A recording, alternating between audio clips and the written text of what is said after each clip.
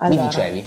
rasiamo tutto, rasatura però Ah, ok. più o meno fino a questa altezza. Dietro c'è sempre il solito problema che dobbiamo andare a nascondere, la sfumatura Ok. verso l'alto. Sopra l'intenzione era di lasciarli un po' più lunghi, però che ci sia qualcosa che mi torna qua davanti, per quello che ti dicevo, la sfumatura alta. Ok. Tutta la parte qua bassa proprio rasata e poi andare a sfumare verso l'alto e lasciarli un po' più lunghi. E poi dovevamo fare anche riflessante. Sì, riflessante, bagno di colore, sempre silver.